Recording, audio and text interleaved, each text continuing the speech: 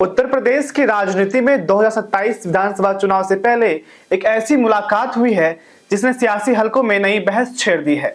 Samajwadi party के राष्ट्रीय अध्यक्ष अखिलेश यादव ने ज्योतिषपीठ के शंकराचार्य स्वामी अभिमुक्तेश्वरानंद सरस्वती से मुलाकात की। इस मुलाकात के बाद दोनों के बयान सीधे योगी सरकार और बीजेपी पर निशाना साधते नजर आए। सवाल यह है कि क्या यह सिर्फ एक शिष्टाचार मुलाकात थी या फिर चुनाव से पहले बड़े राजनीतिक समीकरण का संदेश। समझेंगे इस रिपोर्ट में, लेकिन उससे पहले नमस्कार, मेरा नाम राजदीप है और आप देख रहे हैं डेली यूपी। उत्तर प्रदेश की राजधानी लखनऊ में बुधवार को उस समय हलचल तेज हो गई जब समाजवादी पार्टी के राष्ट्रीय अध्यक्ष अखिलेश यादव ज्योतिषपीठ के शंकराचार्य स्वामी अभिमुक्तेश्वरानंद सरस्वती से मिलने उनके प्रवास स्थल पहुंचे।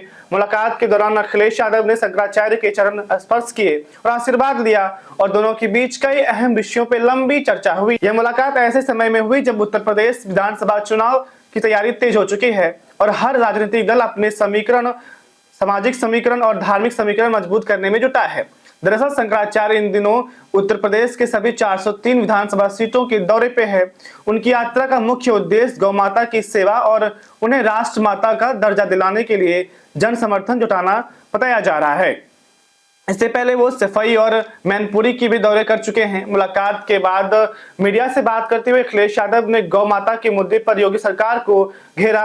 उन्होंने कहा कि शंकराचार्य गौ माता की स्थिति को लेकर बेहद चिंतित हैं और उनके सम्मान के लिए रास्ता खोज रहे हैं। वहीं उन्होंने आरोप लगाया कि भारतीय जनता पार्टी समय समय पर अपने राजनीतिक स्वार्थ के लिए अपने सिद्धांत बदलते रहती है।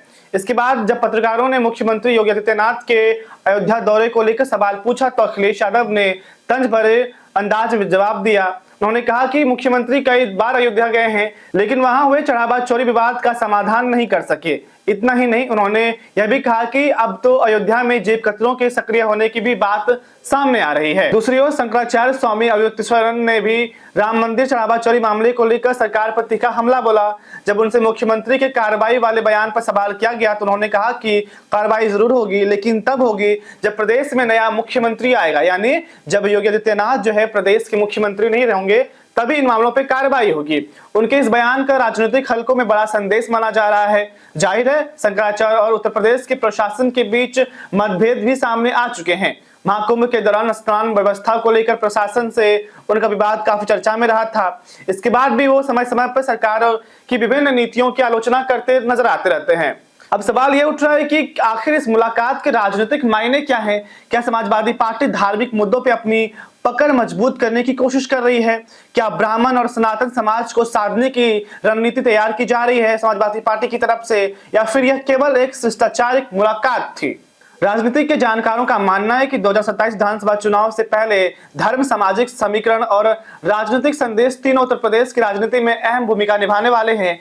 ऐसे में शंकराचार्य और अखिलेश यादव की यह मुलाकात आने वाले दिनों में चुनावी विमर्श का बड़ा मुद्दा बन सकती है। फिलहाल इस मुलाकात ने उत्तर प्रदेश की राजनीति में नई चर्चा जरूर छेड़ दी है। अब देखना यह होगा कि आने वाले दिनों में इसका असर केवल राजनीतिक बयानबाजी तक सीमित रहेगा या फिर चुनावी रणनीति में भी इसकी झलक दिखाई देती है।